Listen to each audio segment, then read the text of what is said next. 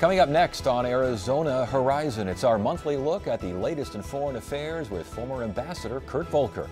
And we'll hear about a study that looks at the moments before accidents caused by teenage drivers. Those stories next on Arizona Horizon. Arizona Horizon is made possible by contributions from the Friends of Eight, members of your Arizona PBS station. Thank you. Good evening and welcome to Arizona Horizon. I'm Ted Simons. Governor Ducey today signed a bill that allows microbreweries to expand production without losing their restaurant operations. The bill was signed at Four Peaks Brewery in Tempe. The new law allows companies to keep their microbrewery licenses until they produce 6.2 million gallons of beer a year. That's 6 times the amount currently allowed. The measure also allows breweries to operate up to 7 bar or restaurant locations.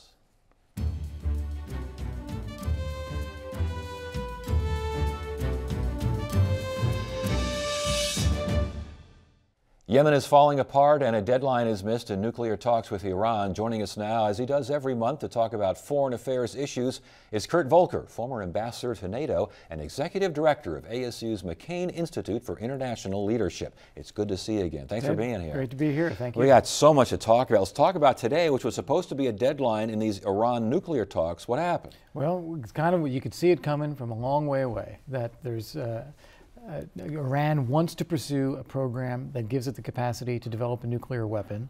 They don't want to have too many restrictions that prevent them doing that. That's going to be unacceptable to the United States, to France, to other members of the P5. They've been in talks about this. They've been pushing this. They both would like to get an agreement, but there's no real common ground. And so what we have in place is an interim agreement that lasts till June. We had this deadline today to try to set some kind of new framework. Clearly wasn't going to happen, and clearly they kicked it down the road to see whether they can still get something out of this. You're saying clearly, was it something that is it just a paper deadline? Was it just a little It was a self-imposed deadline. We have an agreement in place for 1 year, interim agreement, that says here are the parameters around Iran's nuclear program. How many centrifuges, what they do with this heavy water reactor in Arak, things like that. That lasts till the end of June. We set an earlier deadline to say we got to have a framework agreement for the next phase. That deadline was April 1st, and we did not reach a common framework on what should come after this interim agreement, but we still have 3 months to go before that expires. Then we have to figure out what happens. And the real question is going to be, do we get something that we have confidence in that is going to take Iran further away from the ability to produce a nuclear weapon? And if not, do we have any agreement at all? And if there's no agreement at all, what are the consequences of that? Iran races ahead, Saudi Arabia or Turkey say, well, then we need a nuclear weapon. So it's risky on both ends. The enriched uranium stockpiles, so what do we make of them? Are we trying to get them to move them out, to try and weaken them, or what? There's 2 things. There's the amount that's in there, and there's the degree of enrichment of the uranium itself.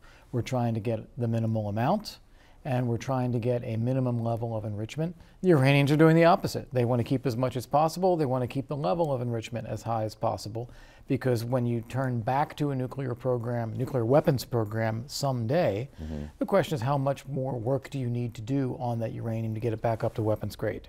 Now, Iran originally said this is only for peaceful purposes. It's not making. Still says that. Are they still saying that? They are still saying that, of because course. It sounds to me like what we're talking about isn't so much get rid of the operation, get rid of the stockpiles, get rid of the enriched uranium. It's push it out, delay it. Well, let's be honest here. We, the United States, the P5+1 in these talks, we have moved a long way.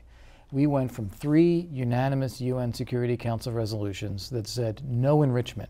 Iran should not be doing its own enrichment. That also means no storage. And that means that you don't need centrifuges because you're not going to make your own uranium. So that was where we were. And where we are today is talking about, well, how much enrichment, how much stockpiles do you get to keep, how many centrifuges do you have? We moved a long way down this road saying, okay, we can work with you.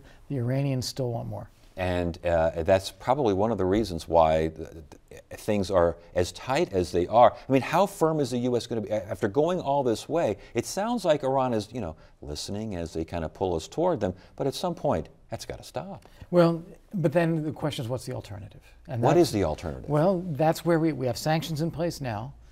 They have hurt Iran to some degree, and that's what brought Iran to want to negotiate to get the sanctions lifted.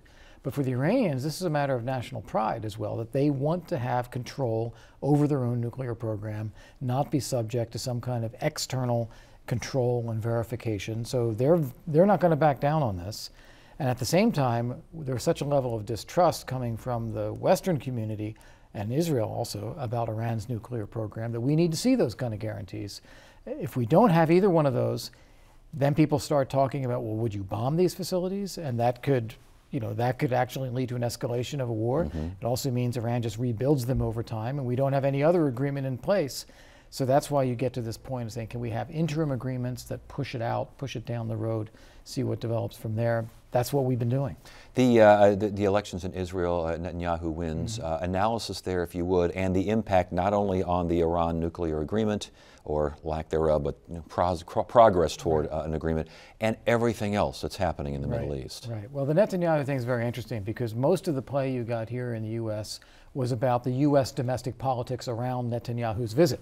The Congress invited him. President Obama didn't want him to come. He didn't get seen by President Obama on his visit here, even though Israel's a close ally. So this dynamic is what we heard about in the news. If you get out of that and you look at it really from Israel's perspective, they see an existential threat from Iran. That Iran has it in for them anyway, says they want to wipe Israel off the map. And then you think the whole point of these negotiations is to make sure they don't have a nuclear weapon. That is really serious to Israel. Don't let them have a nuclear weapon. If they see a weak agreement, one that's not sufficient to rise to that standard, they are deeply concerned. So that's why Netanyahu's been so outspoken. That's why he came to the Congress, and that's why he got reelected. He got reelected as well by saying, by ruling out this two-state solution. The impact of that, just in general, again, on situations in the Middle East, on the relationship with the White House. I mean, will we start recognizing a Palestinian state in the UN? I would think we're a long way from that. The thing that people have talked about, and I take this more as pique at Netanyahu than as serious policy, but what people have talked about is taking the U.S. out of the position of always backing Israel when these resolutions come up in the Security Council, going ahead and letting it go forward, not exercising our veto. I'd even be surprised if that's really what emerges, because the stakes for Israel, the stakes for us, the changes in the Middle East of severing this U.S.-Israeli relationship would be dramatic. The last point on this, the letter that Republicans sent to Iran saying don't trust the president, and the invitation to Netanyahu to speak, as you mentioned, to Congress without the president's backing. Is this just back and forth parrying?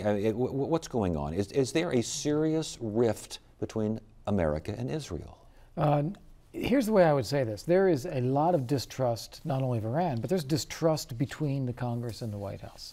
That the Congress doesn't feel that the White House is going to cut a good enough deal. So they wanted to send a shot across the bow. This letter to the open letter to the Iranian leadership was really a shot across the bow of the White House saying, if you don't get a good deal, we're not going to back it. And that's, in a way, if President Obama wanted to, he could even use that in the negotiation, saying, look what's behind me. You've got to give me something that we get a good deal. I don't think that you can play that into the U.S.-Israeli relationship for real. Yes, we have the worst personal relations between President Obama, Prime Minister Netanyahu that we've seen certainly in my lifetime. And yes, we have some differences over some issues that really do matter, like the two-state solution. But I don't see that really breaking a U.S.-Israeli relationship anytime soon. Let's talk about what's happening in Yemen, and I don't think we have enough time to figure out the players. I mean, good gracious, we got Iranian-backed rebels going against Sunni, and what is happening there? What you have playing out now in many parts of the Middle East, whether you can do this in Iraq, you can do this in Syria, you can say 10 years, 20 years ago in Lebanon, we're seeing it in Yemen today. You have Sunni Islamist extremists, Al-Qaeda in the Arabian Peninsula, for example, that are fighting to get control of territory and to create destruction. You have Shia-backed rebels in the case of ISIS, or not ISIS, in the case of the Houthis in Yemen. You have a Shia-backed government in Assad in Syria, a Shia-backed government in Baghdad now with the Iranian support there. So you're seeing also a contest between Iran and Shia in the region versus Sunni in the region, backed largely by Saudi Arabia, and the emergence of the most extreme Sunni groups who oppose both of them. And now you've got the United States We seem to be fighting everyone over there. We are on every side of this now. So in Syria, we would like to see moderate Arabs take over or remove Assad from power, but not let ISIS take over.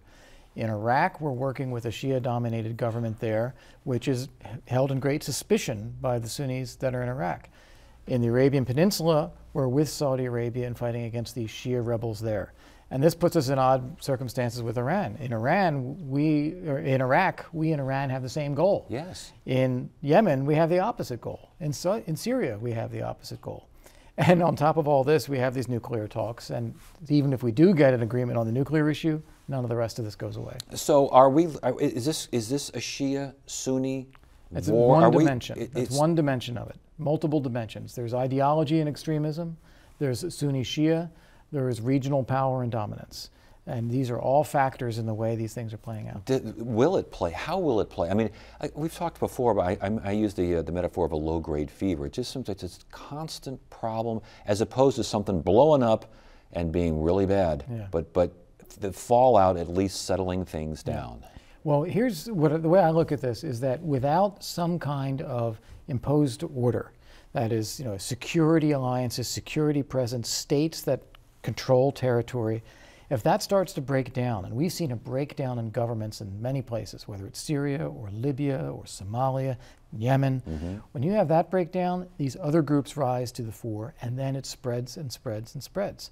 So we are actually seeing a graver crisis now in 2015 than we did in 2014, than we did in 2012, than we did in 2008. And as far as ISIS is concerned and Al-Qaeda both, I mean, they're not going away, are they? They are very strong. I think you have to look at ISIS kind of like Al-Qaeda 4.0. They figured out that if you control territory, you can gain wealth.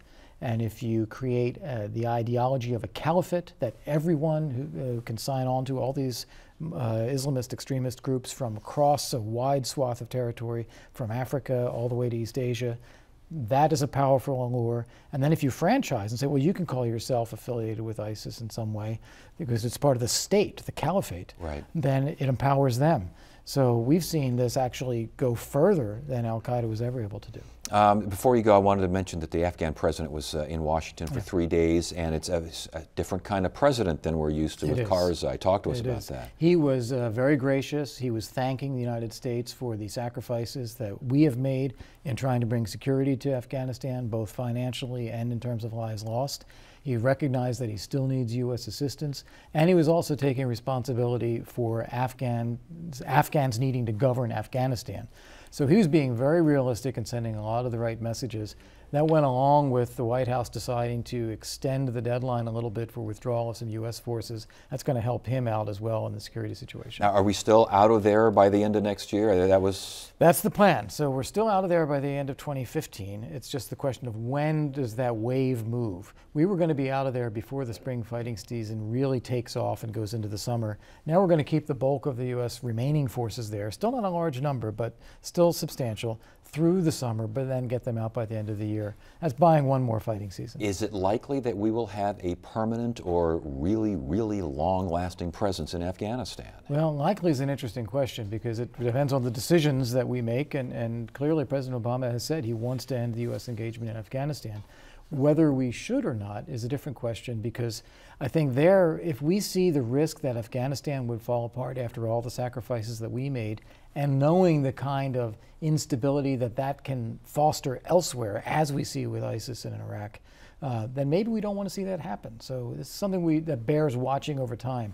Really ought to be conditions-based rather than just a timeline. And last question on Afghanistan, how corrupt is that situation? It is hugely corrupt. There's no doubt about it. President Ghani talked about it as well. This is a society that has learned to function off of corruption. And with the Western community acting there for the last 13 or 14 years, there's been a huge infusion of cash. So yes, it's very, very corrupt. The question really is, can it be governed? And then how do you govern there? Here we have to have an alliance of different factions. President Ghani, Abdullah Abdullah, who was his presidential opponent, they're working together now. Some kind of reconciliation with Taliban who will accept the Afghan state. Those who would oppose the existence of the state still want to fight. They have to be defeated. But those who could be peeled off should try to be brought in because they represent people in Afghanistan. We've got about a minute left. I got to ask you this. The next time we talk, will the first thing we talk about be the latest offensive by Russia and pro-Russians? That would be my worry. You think so? I think so. If you look at what's happening on the ground in eastern Ukraine, Russia, despite the ceasefire agreement, is bringing in heavy weapons. There's this one city, Mariupol, that separates Crimea from eastern Ukraine. The Russians would love to connect that territory and have it fully contiguous with Russia itself. And so far, all the signs are they're preparing for that operation. What about resistance? What's NATO doing? What's the U.S. doing? First off, what are the Ukrainians doing? Well, yes. The Ukrainians have got the remnants of their military, which has taken a lot of hits, placed into that area in eastern Ukraine between these two, knowing that this is what's likely to happen. We are not arming Ukraine at this point. No others are arming Ukraine. NATO's not promised to defend Ukraine. So the Ukrainians are kind of on their own militarily.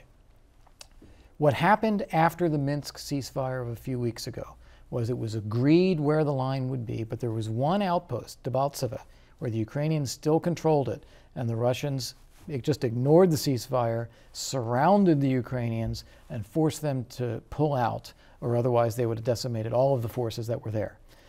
That's the kind of scenario you imagine playing out with Mariupol, that they take everything but Mariupol, right. They hold it, and they say, okay, you got 48 hours to get out or we're going to slaughter you. Is this the kind of thing that could end in something similar to the Balkans? I've been hearing there's people trying to compare to that. People keep looking for endpoints. Yeah. And I have to say, Putin doesn't have an endpoint in mind, he has a strategy in mind. It is Russian speakers, part of Russia, dominate the space of the former Soviet Union and have Russia treated as a global great power. Within that, is the dividing line here, or is it in Odessa, or does he take part of Moldova? That's negotiable. All right, it's a busy world out there. It's good to have you here. Thanks for joining. Thanks, Ted.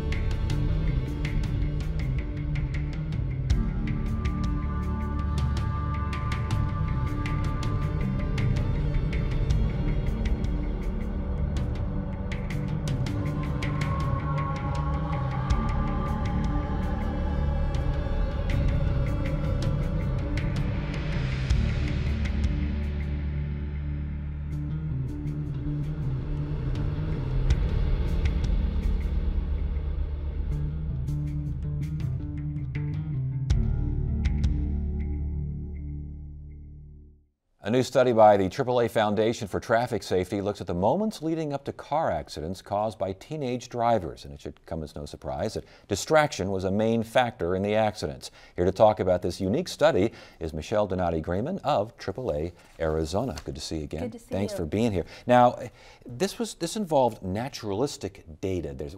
Talk about the survey, talk about the data. Sure. In this groundbreaking study, AAA put cameras in the cars with teens, and researchers analyzed the final 6 seconds leading up to a crash. We wanted to know what teens were doing in those very final seconds leading up to a crash. Researchers looked at nearly 1,700 videos, and what they found was that distraction was a factor in nearly 6 out of 10 moderate to severe crashes, which is 4 times as many as official estimates based on police reports. So previous estimates put distractions as a factor in 14% of crashes. Our research indicates that this is a much bigger problem than we previously realized. Now, these were, just real quickly, so because when we watch the videos, the first question you ask is, how do you get the camera in there? I mean, were these like kids that were likely to get into a crash, or how? We put cameras so the AAA Foundation for Traffic Safety, we conduct research, they conduct research throughout the year on a variety of issues, from teens to seniors and really everyone in between that's on the road or a road user. And so these are our teens that, willingly their families put these cameras in their vehicles so that we could learn from them and ultimately help to improve road safety, because that's really the premise of why we do this work, is so that we can make roads safer for everyone. So let's take a look at some of these videos videos, and again, we'll see the driver on the right side of the screen, and we'll see what happened on the road on the left side. And every single one of these, the kid is looking down at something. Looking down or looking away from the road. So the most prevalent factors in crashes, according to our study, passengers were a big one, cell phones were a big one, some teen looking at something in the vehicle, so looking, you know, you may not be able to see what they're looking at, but they're looking at something in the vehicle. They may be looking at something outside of the vehicle.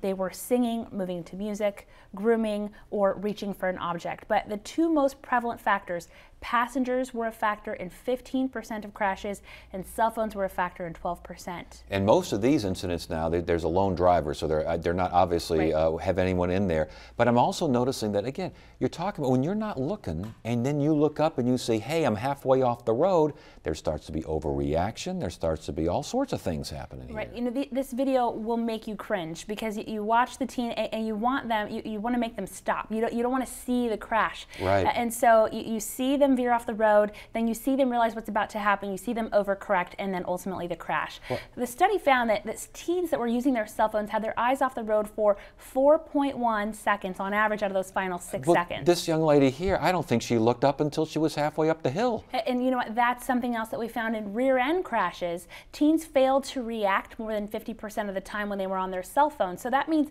they didn't brake, they didn't steer, they didn't know what they were about to hit or what was about to hit them until that collision occurred. And again, 15% interacting with other passengers. I think we see what's happening here with this situation. 15 and 12% using a cell phone. Mm-hmm. This is all stuff kids like to do. How do you get the message out there to knock it off? Well, you know, this study, in one of the ways that AAA will use this study is to look at our graduated driver's licensing law and to determine, do we have laws that adequately protect our teen drivers? In Arizona, our GDL law currently does have a passenger component, so that's a good thing. We currently do address passengers in our GDL law, but our law does lack something that would prohibit cell phones or a wireless device. There was a bill that AAA lobbied for this session. It was House Bill 2343. Our leaders failed to act on that, but we'll be using this very study next session to further the discussion, to further educate and inform our leaders on the necessity of strengthening our GDL law so that we can make Arizona roads safer for everyone. We've talked about this before. Again, there's one thing, we saw a couple of them with their cell phone here, but you can't buy a new car these days without some sort of Bluetooth, a hands-free kind of situation. There's not that much difference, the research shows? You know, what we found in other research is that the cognitive distraction is even greater than the cell phone. So the cell phone in and of itself isn't the thing that is distracting, it's the conversation. And so, you know, you're right, you can't buy a car today without the added technology that gives you that hands-free ability, but you can turn that technology off, and we're encouraging parents not to wait for our leaders to act and to strengthen our GDL law, but to act now to make your teen safer. Don't let your teen become a statistic, but, you know, we're really urging our leaders to act on this, and we will be urging them next session, because the issue of teen driving doesn't just affect teen drivers and their family. It affects everyone on the road that teen may come in contact with. It impacts you on your way to or from work, cyclists, joggers, walkers, families walking. So anyone that teen could to come in contact with, this is an issue that directly impacts them. And so this is something that we need to address as a state to make Arizona roads safer for everyone. And again, this survey, I know that they've done surveys like this with maybe a smaller sample size, but this survey, that's a lot of folks were involved with this one. There were 1,700 videos that our researchers analyzed, and this is the first of its kind study. So we've looked at studies involving teens and distractions before, but this is the first study where we've actually put cameras in the car with teens to analyze what the teens were doing in those very seconds. And so, you know, looking at the findings from this study versus findings from previous studies, is that this problem was severely underreported. And so when a teen was involved in a crash in the police report, the teen may have thought they were going to get in trouble, and they weren't 100% honest about what they were doing. Or maybe they didn't realize what they were doing was a distraction. Maybe they didn't realize that the passenger sitting next to them was the distraction that caused the crash. Well, and it's something as simple as fiddling around with the radio. I think one of these kids was messing around with a CD, and next thing you know, he's on our program as evidence. So, I mean... Right. So, you know, singing along to music, moving along to music, all of those things. There are so many distractions in vehicles, but really the two biggest pieces from this one, passengers and cell phones.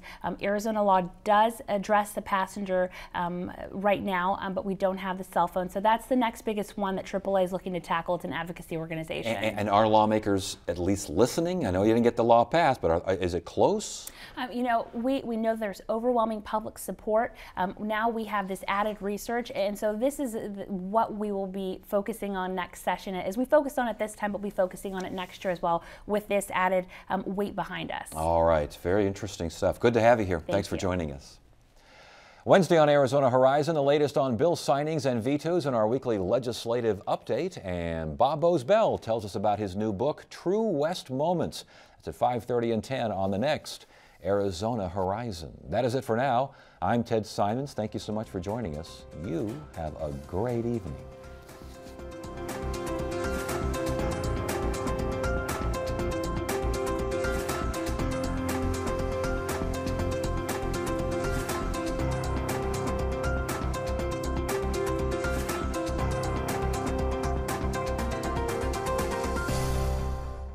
Arizona Horizon is made possible by contributions from the Friends of 8, members of your Arizona PBS station. Thank you.